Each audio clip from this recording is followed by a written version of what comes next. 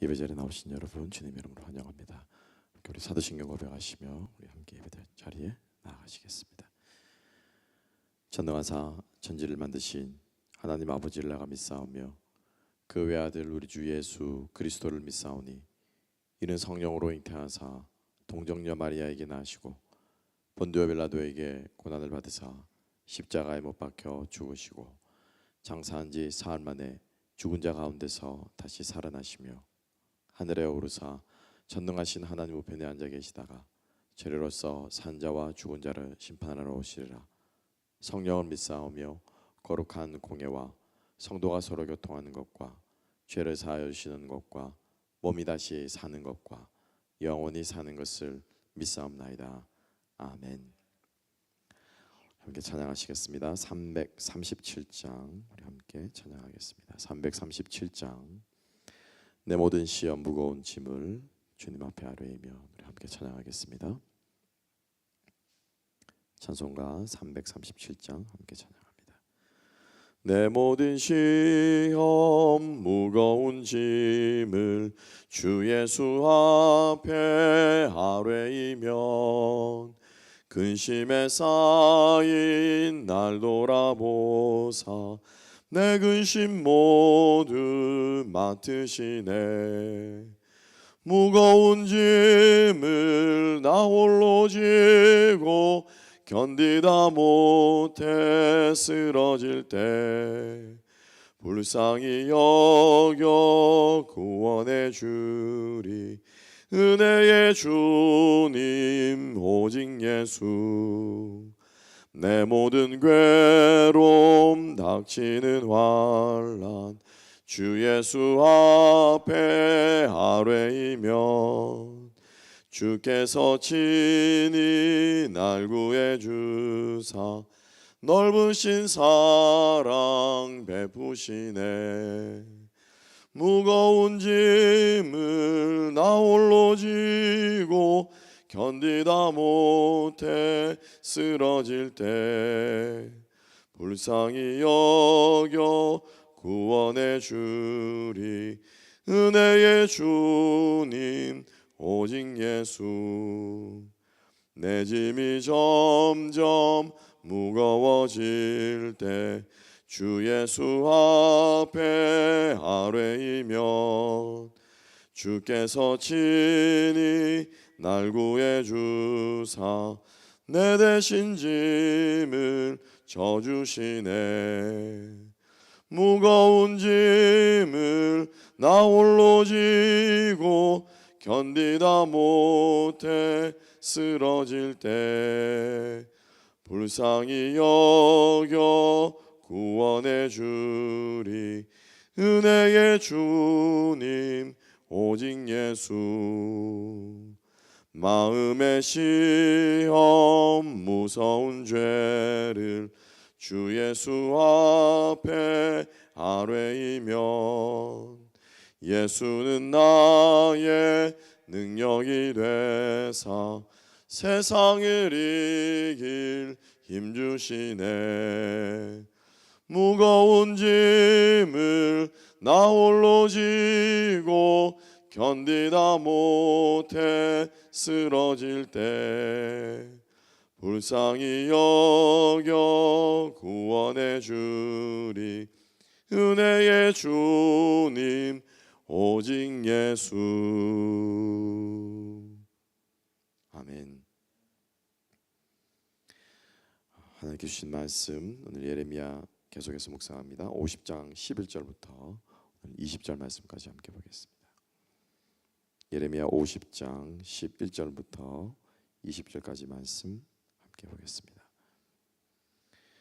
나의 소유를 노력하는 자여 너희가 즐거워하며 기뻐하고 타작하는 송아지같이 발굽을 구르며 군마같이 우는도다. 그러므로 너희의 어머니가 큰 수치를 당하리라. 너희를 낳은 자가 치욕을 당하리라. 보라, 그가 나라들 가운데의 마지막과 광야와 마른 땅과 거친 계곡이 될 것이며 여호와의 진노로 말미암아 주민이 없어 완전히 황무지가 될 것이라. 바벨론을 지나가는 자마다 그 모든 재난에 놀라며 탄식하리로다. 바벨론을 둘러 대열을 벌이고 활을 당기는 모든 자여 화살을 아끼지 말고 쏘라.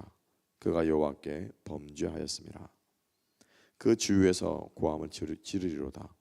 그가 항복하였고 그 요새는 무너졌고 그 성벽은 허물어졌으니 이는 여호와께서 그가 행한 대로 그에게 내리시는 보복이라. 그가 행한 대로 그에게 갚으시는도다. 파종하는 자와 추수 때에 낫을 잡은 자를 바벨론에서 끊어버리리라. 사람들이 그 압박하는 칼을 두려워하여 각기 동족에게로 돌아가며 고향으로 도망하리라. 이스라엘은 흩어진 양이라 사자들이 그를 따르도다. 처음에는 아수르 왕이 먹었고 다음에는 바벨론의 느부갓네살 왕이 그의 뼈를 꺾도다. 그러므로 만군의 여호와 이스라엘의 하나님이 이와 같이 말하노라. 보라, 내가 아수르의 왕을 벌한 것 같이 바벨론의 왕과 그 땅을 벌하고 이스라엘을 다시 그의 목장으로 돌아가게 하리니 그가 갈멜과 바사에서 양을 기를 것이며 그의 마음이 에브라임과 길르앗산에서 만족하리라. 여호와의 말씀이니라. 그날 그때에는 이스라엘의 죄악을 찾을지라도 없겠고 유다의 죄를 찾을지라도 찾아내지 못하리니 이는 내가 남긴 자를 용서할 것임이니라. 아멘. 오늘 이 말씀과 함께 진정한 회복이라는 제목으로 우리 함께 계속해서 바벨론의 멸망과 그리고 이스라엘의 회복을 통해서 우리 하나님의 뜻을 우리 함께 생각하기를 원합니다. 우리가 이 병이 재발되는 것이 참 무섭죠. 특별히 이제 뭐 암이라든지 큰 병들 같은 경우에는 치료를 받고 나서 일정 기간 이제 지켜보는 것이죠. 예후를 지켜보고 수술 후에도 뭐 그런 것들이 있고요. 그래서 모든 병이라고 하는 것이 이 재발되는 것이 참 무섭습니다. 큰 병이건 작은 병이건 간에 조그마한 병도 오랫동안 우리를 괴롭히는 병들은 계속해서 재발하고 하는 것들이 우리를 힘들게 하잖아요. 뭐 가장 대표적인 게 피부병 같은 경우에는 참이 낫기 힘들죠. 진정한 회복이라고 하는 것도 참 그런 면이 있는 것 같습니다. 우리를 오랫동안 참 힘들게 하고 괴롭게 하는 그러한 문제들이 있죠. 하나님께서 그 문제를 해결하기를 원하시고 또 손대기를 원하실 때 하나님께서 우리에게 주시는 회복은 진정한 회복이다라고 하는 것이죠. 재발하지 않고 다시 병들지 않고. 그래서 예수님께서 많은 병자들을 치유하시면서 하시는 말이 다시는 가서 죄를 범하지 마라라고 하는 말씀으로 이 병자들을 고쳐주시고 돌려보내신 사건들을 우리는 기억하고 있습니다. 오늘 저녁에도 묵상하겠지만은 이 몸이 불편하고 또 우리가 병이 있다라고 하는 것은 그 당시 사람들의 생각으로는 이제 죄가 있다. 그 사람의 죄 때문에 혹은 뭐 우리 어르신들도 그런 말을 하잖아요. 내가 전생에 무슨 죄를 지었길래 뭐 이런 표현들을 쓰는 게 사람들의 본능 속에 고난과 역경과 어려움들을 나의 죄와 실수와 이런 것들을 연결시키는 그런 본능들이 우리 속에 잠재되어 있는 것이죠. 그래서 예수님께서 그 상징적인 의미로 병들을 치유해 주시면서 하시는 말씀이 죄짓지 마라. 다시는 죄가 너를 주장하지 못하게 하라. 라고 하시는 말씀으로 쉽게 말하면 재발 방지. 다시 병이 도지는 것, 다시 암이 재발하는 것을 예수님께서 영원히 치유하시고 회복시키는 장면들이 예수님의 치유 사역에서 많이 등장하는 것을 볼 수가 있습니다. 오늘 이 바벨론의 포로로 잡혀간 이스라엘 백성들이 회복되는 모습을 통해서도 사실은 하나님께서 그 온전한 회복을 약속하시고 명령하시는 것을 오늘 이 마지막 구절은 우리들에게 증거해주고 있죠. 20절 말씀을 보게 되면 여호와의 말씀이니라 19절이죠. 이스라엘을 다시 그의 목장으로 돌아가게 하리니. 그러니까 바벨론 포로 생활을 끝나고 바벨론이 심판받고 멸망하는 그때 이스라엘 백성들은 다시 돌아갈 것이다라고 말하고 있죠. 돌아가는 이스라엘 백성들이 여러분 돌아가면은 이스라엘을 기다리고 있는 것은 폐허입니다. 잿더미죠. 무너진 성들이고 성터들이며 불타버린 집들만이 남아 있을 것이고 겨우겨우 거기에 살아남아서 예루살렘에 거주하고 있던 사람들도 있었거든요. 정말 헐벗을 대로 헐벗은. 여러분 지금도 그죠? 우리 십수년이 지났지만은 쿠웨이트 전쟁 때 폭격으로 비폭으로 폐허가 된 곳들은 아직까지도 회복이 되지 않고 있습니다. 그래서 전쟁으로부터 사실은 회복된다라고 하는 것은 참 기적과도 같은 일이거든요. 그래서 바벨론의 포로로 잡혀가면서 전쟁으로 바벨론의 창칼에 짓밟히고 남은 예루살렘 또 이스라엘이라고 하는 것은 정말 참혹한 광경을 이루 말할 수가 없을 것입니다. 그래서 이 느헤미야가 예루살렘으로부터 온 소식을 듣고 땅을 치면서 통곡하면서 애곡했던 것이 그들의 처참한 생활상 아니겠습니까? 그래서 바벨론에서부터 이스라엘로 다시 돌아갈 때 그들을 사실은 기다리고 있는 것은 잿더미요 폐허요 무너진 집터인들이 밖에 없는데 19절 하반절을 보게 되면 하나님께서 말씀하고 있습니다. 뭐라고 말합니까? 갈멜과 바산에서 양을 기를 것이다. 그 마음이 에브라임과 길라산에서 만족할 것이다 라고 말하고 있죠. 그러니까 하나님께서 이스라엘 백성들을 돌이키시는 것은 그냥 단지 고국으로 돌려보내는 것만을 말하는 것이 아닙니다. 그냥 단지 이제 너희들 다시 돌아가라 라고 말하는 것이 아니고 다시 돌이키신 후에는 하나님께서 온전하게 다시 옛날의 그 풍성함을 풍요로움을 경험하게 할 것이다 라고 하시는 온전한 약속을 회복을 약속하고 계신 것이죠. 20절에서 계속해서 말씀하고 있습니다. 그날 그때는 이스라엘의 죄악을 찾을지라도 없겠다. 즉 다시 말하면은 죄의 흉터조차도 없을 것이다 라고 하나님께서 약속하고 있습니다. 여러분 그렇지 않습니까? 다들 막 흉터 하나씩들 가지고 우리 살아가고 있잖아요. 나이 들어서 병 걸리면 힘든 게 뭐냐면은 이게 잘 회복이 잘 안 돼요. 회복이 돼도 이 흉터와 상처들이 남아 있습니다. 그렇지만 하나님께서 이스라엘 백성들을 회복시키는 이 회복은 온전한 회복이다라고 하는 것이죠.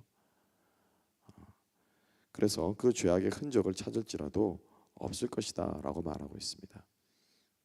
그런데 우리들의 삶들을 보게 되면 이 19절과 20절의 하나님의 회복, 즉 온전한 회복과는 정면으로 배치되는 그러한 어정쩡한 회복, 온전한 회복이 아니라 회복처럼 보이는 진정제를 맞고 고통을 잊는 것을 회복이라고 착각을 하고 몰핀을 맞고 고통을 잊는 것을 회복이라고 착각하면서 우리가 살아가는 경우들이 종종 있다라고 하는 것입니다.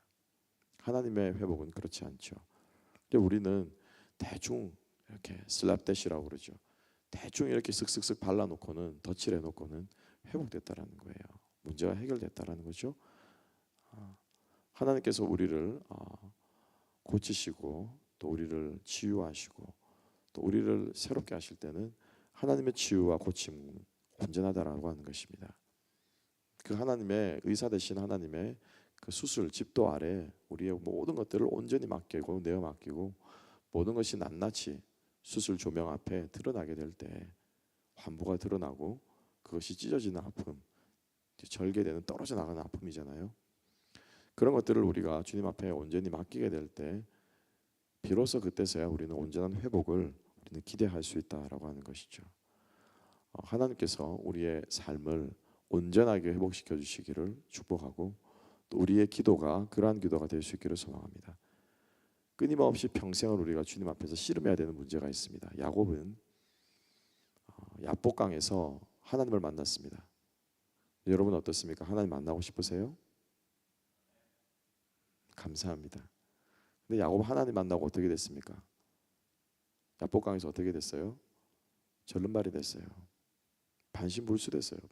평생 그 여러분 야곱이 다리 저는 야곱을 상상을 못 하시죠. 근데 그 야복강 이후로 형 에서를 만나는 고향으로 돌아갈 때 야곱은 절뚝거리는 절름발이가 됐습니다.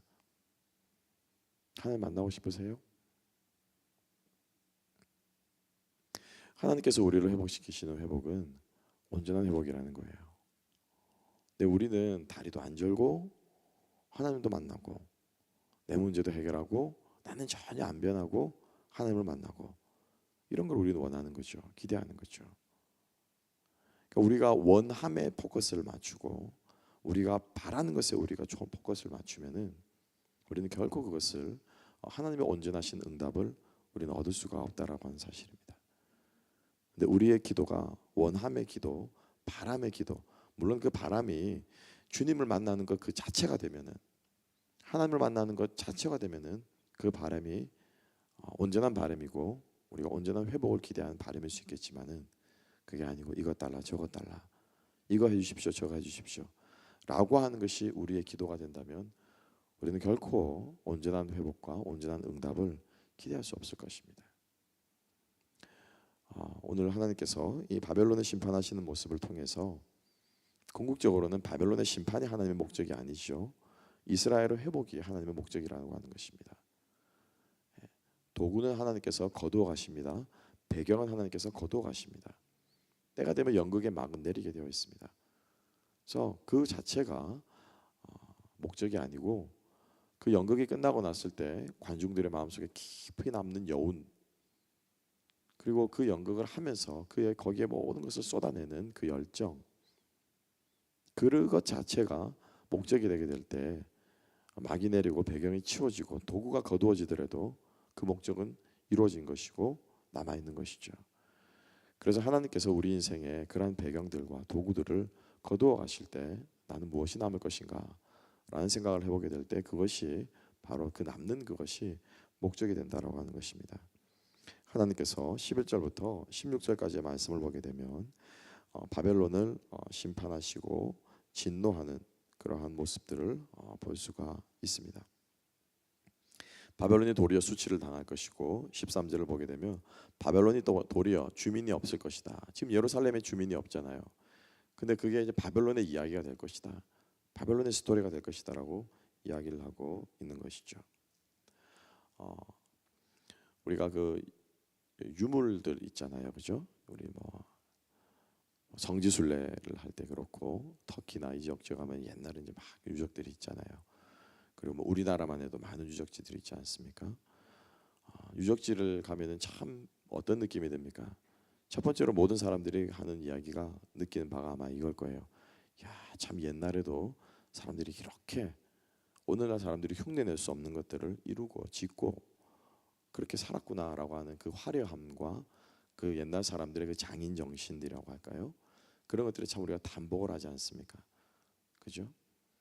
오늘날 사실 63 빌딩은 제가 아는 뭐 가장 큰 빌딩 63 빌딩, 요즘은 63 빌딩보다 더 큰 것도 있잖아요. 오늘날 현대과학 기술이 만들어내는 그런 국가는 비교할 수 없는, 그 당시에 뭐 기중기가 있었습니까? 뭐가 있었습니까? 그런데도 너무너무 정교하게 돌짝 하나하나가 아구가 맞춰서 수천 년을 내려오는 그 기술들을 생각하면 참 놀랍게 그지없습니다. 감탄이 자아내죠. 그죠? 그런데 문제는 뭔지 아십니까? 감탄하는 데서 끝난다는 거예요. 유물은 유물이에요. 유물은 생명이 없어요. 그 유물을 오늘날에도 건물로 쓸 수는 없어요. 그죠? 아무리 멋지고 화려해도 유물을 오늘날에 쓸 수는 없습니다. 그러니까 우리가 신앙생활을 하면서 이 유물 바라보듯이 유물처럼 신앙생활을 하고 있는 경우들이 있지 않는가라는 생각을 하는 거죠. 하나님께서 그 바벨론의 화려함을 유물로 만드시겠다라고 하는 말씀이에요. 쉽게 말하면. 모르긴 몰라도 아직까지 오늘날 가운데 땅속에 파묻힌 바벨론의 유적들이 있다면은 아마 사람들은 깜짝 놀랄 거예요. 발굴을 하고 나면. 물론 많이 발굴이 됐죠. 기가 막힌 그 건축물들과 그 영화로운 그런 것들을 보면서 사람들은 놀랄 거예요. 그렇지만 놀라는 것으로 끝이에요. 놀라는 걸로 끝이에요. 실제로 오늘날 내 삶에서 그들의 유물을 쓸 수 없는 거예요. 그죠? 실제로 그 건물에 들어가서 활동을 할 수가 없습니다. 우리가 신앙생활을 하면서 그렇게 유물처럼 유물 가지고 신앙생활을 하듯이 신앙생활을 할 수 있다라고 하는 것이죠. 옛날에 있었던 이야기들, 옛날에 있었던 일들, 옛날에 경험한 하나님들, 옛날에 경험한 추억들, 내가 옛날에 배웠던 것들, 그 배웠고 그 경험했고 그 우리가 하나님을 경험했다는 그 신앙의 경험들이 오늘날 내 삶에 영향을 미치지 못한다면, 오늘날 내 삶을 더 주님 앞에 나아가도록 독려하고 격려하고 채찍질하고 분발하고 이렇게 만들지 못한다면 내 신앙은요 유물 신앙입니다. 그냥 그때 옛날이요 참 좋았다 그것으로 그치는 거예요. 하나님께서 바벨론을 멸망시키시는 이 모습을 통해서 저는 오늘 아침에 그러한 생각들, 그러한 깊은 묵상을 해보았습니다.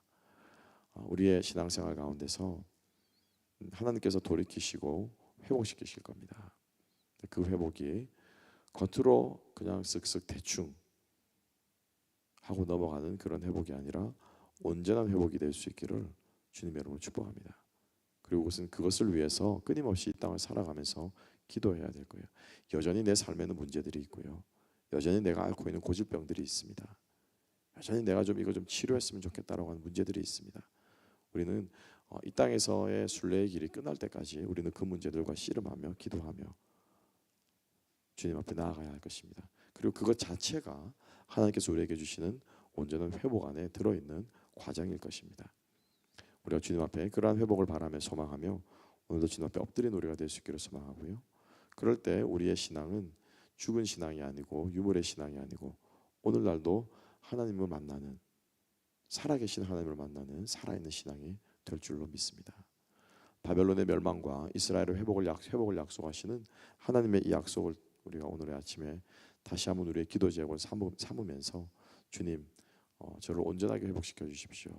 완전히 새롭게 해주십시오. 그리스도 예수 안에선 새로운 피조물이고 이전 것은 지나갔으니 날마다 새로운 피조물이 되었다고 주님께서 말씀하시는데 하나님 제가 매일매일 주님 앞에 정말 이 새롭게 태어나는 거듭남, 부활의 역사, 기적 제가 경험함으로써 늘 온전한 회복을 경험케 하옵소서. 우리의 기도의 제목이 되었으면 좋겠습니다. 오늘 하루 살아계신 하나님께서 우리의 삶 가운데 살아